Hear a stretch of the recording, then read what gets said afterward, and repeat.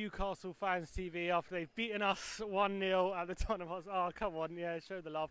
Great result for you guys, in all honesty. You got massive credit to come here and put in the display after the start of the season, all the troubles you've had. It was a battling display by Newcastle today. Come out with nowhere. My voice is going because I've been singing my head off.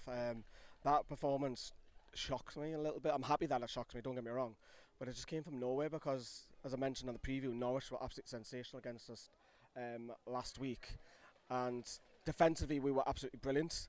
We had one or two chances, that was it, but we took that chance, and Joe Linton's been criticised by national media and their own fans as well, and he put it away.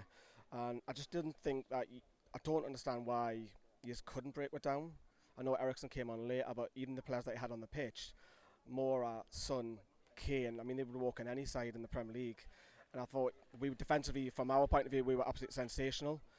Offensively, I thought he was very poor. I think Jamal Lascelles was, for me, man of the match. I know he went off injured, but he outclassed Harry Kane today, and I hope Gareth Southgate sees that.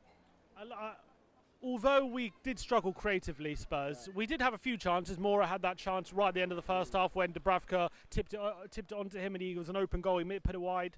He also had a chance in the second half. He put it over the bar for about just up outside the 6-yard box. Kane had a shot cleared off the line, I think, in stoppage time, and I think we could have had a penalty. So we did have chances. Do you think it's more of a case of Spurs being unlucky, or do you think Newcastle fully deserved those 3 points? I think take a neutral head on. I think, again, he's with poor going forward. I know you've just mentioned a couple of those chances, but those were half-cut chances. They weren't like clear-cut. You would normally associate Spurs with 5 to 10 chances, bang, bang, bang, throughout the game.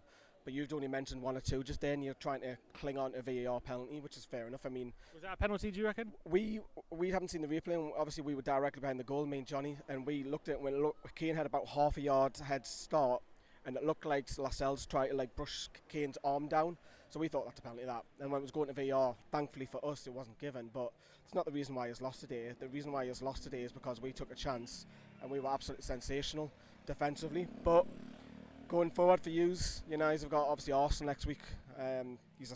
For us, that's a massive confidence boost, because we thought next week's game against Watford, because they're struggling big time as well, that was already a must game. This has now eased the pressure a little bit. I think Steve Bruce needed that more than what the team needed at more today, and that'll get a bit of his critics off the back.